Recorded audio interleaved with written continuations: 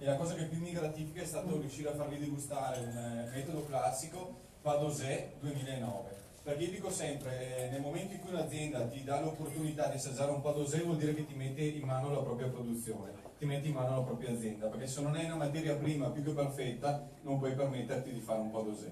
Avere un 2009 è ancora più gratificante perché riesce a valorizzare il territorio e il vitigno, che ha un'alta acidità, la durella di sé, e quindi si predispone a essere spumantizzata, e riuscire a mantenere questa freschezza, pulizia e sapidità nel tempo, secondo me non è una cosa proprio così ovvia e sottintesa.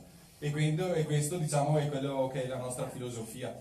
Il nostro slogan è: per diventare un classico ci vuole metodo, perché in un momento in cui sempre più aziende iniziano a fare spumanti in metodo classico, tante volte si dà per ovvio sottinteso che basta far partire la seconda fermentazione. Non è così che funziona. Diciamo che tutto parte dalla campagna e parte con delle idee ben chiare per poi dopo svilupparlo e poterlo valorizzare sempre di più nel tempo. Io vi ringrazio e spero che vi piaccia come caratteristica di spumante. Grazie ancora.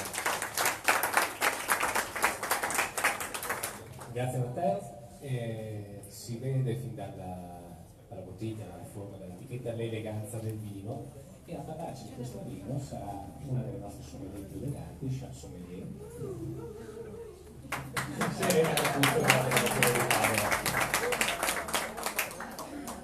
Sì, Padova, che sono anche legata un po' alla degustazione in questa occasione del metodo classico, perché anche l'anno scorso appunto avevo questa sorte di assaggiare appunto il metodo classico.